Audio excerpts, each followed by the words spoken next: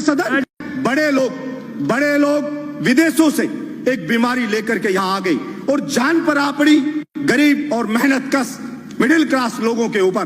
तरह तरह की बात होती है, आदेश जारी होते हैं। डिजास्टर मैनेजमेंट के तहत केंद्र सरकार ने एक आदेश जारी किया। हमारे माननीय प्रधानमंत्री जी ने कहा कि गरीब लोग, जो मजदूर लोग हैं, जो फैक्ट्री में काम करते हैं, उनको लॉकडाउन के वक्त का पूरा वेतन फैक्ट्री के मालिक देंगे। लेकिन एक भी गरीब को, हिंदुस्तान को, अगर सच्चाई आप जानना चाहते हैं तो आपने बोला, और स्टेट गवर्नमेंट ने भी, मैं कोई पक्ष नहीं लूंगा, अगर गलती स्टेट गवर्नमेंट की होगी तो निश्चित रूप से छाती ठोक के विरोध भी करके मैं बोलूंगा कि यह चीज गलत है। हिंदुस्तान की सभी स्टेट गवर्नमेंट ने आदेश जारी कर दिया, डायरेक्शन जारी कर दिए कि हां सबको लॉकडाउन के वक्त का वेतन दिया जाएगा, लेकिन एक को भी नहीं मिला, एक भी आदमी को। इसलिए मैं मांग करता हूं इस सदन के अंदर कि आप कोई बिल लेके आए और आप बिल्कुल इस चीज के लिए स्ट्रिक्टली उसको जारी करवाएं। केवल बोलने से सस्ती लोकप्रियता हासिल करके पीछा नहीं छूटेगा। आप उस गरीब को उसका हक दिलाएं, उसको जो उसकी नौकरी छूट गई, निकाला जा रहा है, उसका वेतन नहीं मिल रहा है, उसको दिलाएं। स्कूल लगी नहीं एक दिन भी, मैंने कभी नहीं सुना कि ऐसा हो सकता है एक दिन बच्चा स्कूल में नहीं गया, कोई टीचर ने उसको पढ़ाया नहीं है। गरीब मजदूर है, महंगी महंगी फीस है, उसके घर पे रोज कॉल आ रहे हैं और अब ऑनलाइन क्लास चालू कर दी तो उसको बेइज्जत किया जाता है। उस गरीब मजदूर के बच्चे को, फलाना लड़के आपकी फीस जमा नहीं हुई है, आपके पेरेंट्स को बोलिए फीस जमा कराएं। मैं कहना चाहता हूं इस सदन के अंदर एक भी व्यक्ति ने इस बात पर चर्चा नहीं की अब भाई इस गरीब की स्कूल की फीस कैसे माफ होगी। और सुप्रीम कोर्ट में गए, अभिभावक गए, तो सुप्रीम कोर्ट ने कहा हर स्टेट के अलग अलग चीजें प्रॉब्लम है, अलग अलग स्थिति, आप हाई कोर्ट में जाइए, वहां की गवर्नमेंट से बात करिए। लेकिन मैं कहना चाहता हूं, आपने बोल दिया एक बार, बोलने से नहीं होगा। मेरे बहरोड में बुला के सारे स्कूल मालिकों को कहा कि बलजीत यादव जिंदा है तब तक यहां पे कोई किसी की फीस नहीं ले सकता, गरीब मजदूर की। मेरी छाती पे चढ़ के फीस ले सकते हो, उसके लिए मुझे चाहे अरेस्ट कर लेना, चाहे कह देना ये कानून को नहीं मान रहा है, लेकिन कानून या तो बनाइए और नहीं बनाएंगे तो निश्चित रूप से अन्याय नहीं होने देंगे। हम लड़ेंगे और जनता की डिमांड होती है, वैसे ही कानून बनते हैं, बिगड़ते हैं, बनाए जाते हैं नहीं। इसलिए सरकार में मांग करता हूं कि ये कानून बिल लेके आए और उसको कहे। और अभी कई स्टेट ने किया, यूपी ने स्टेट ने किया, नहीं माना तो यूपी स्टेट ने एक बिल वो लेकर के आई, ऑर्डिनेंस जारी करवाया, self finance independent school act 2020।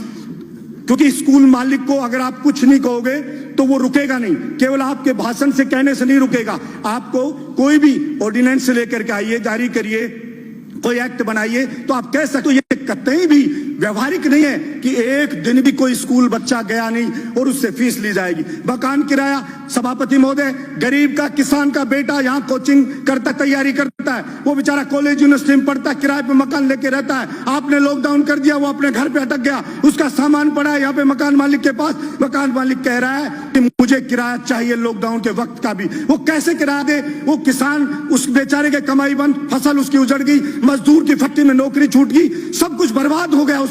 और फिर उससे कह रहा बिजली का बिल आ रहा है, वो बिजली का बिल माफ करना चाहिए उसका। और वो मकान किराया, आप अगर कोई वास्तव में नीडी है, वास्तव में कोई गरीब है, मकान मालिक कि उसके सब कुछ उसी पर चलता है, तो सरकार सर्वे करवाए और केंद्र सरकार और स्टेट गवर्नमेंट मिलकर के वो मकान किराया दे। कोई बहुत ज्यादा किराया नहीं है। आप सैनिटाइजर छिड़का रहे हो, सब बातें करें, सैनिटाइजर छिड़को, कुछ नहीं होना सैनिटाइजर, पानी छिड़केंगे खा जाएंगे लोग बाग। इसलिए आप ये चीज करने के बजाय मकान का किराया दें, बिजली का बिल माफ करें और वो जो मजदूर है उसको उसका हक दिलाएं, उसको उसका वेतन मिले, ये चीज सुनिश्चित करें। पड़ोस का स्टेट मध्य प्रदेश अभी कह रहा है केवल मध्य प्रदेश के लोगों को सरकारी नौकरी मिलेगी।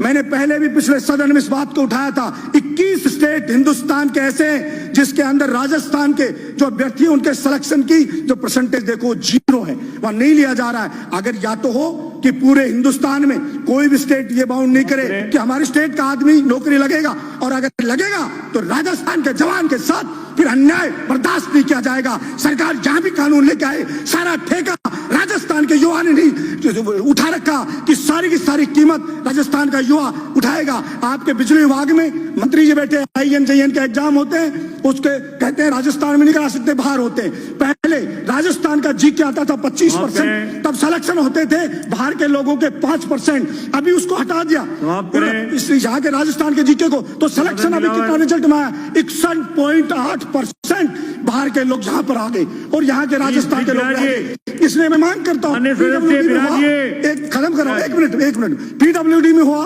उसके अंदर जीके है राजस्थान की, उसमें 5% बाहर के लोग आए। मांग करता हूं कि राजस्थान के बेरोजगार युवाओं के हक की रक्षा करे सदन। ये आपसे मांग करता हूं, गरीब मजदूर और जो किराएदार है उसके हक की रक्षा करे सदन। ये मैं मांग करता हूं और इसके ऊपर बिल लाया जाना चाहिए, ये मैं मांग करता हूं। धन्यवाद सभापति महोदय।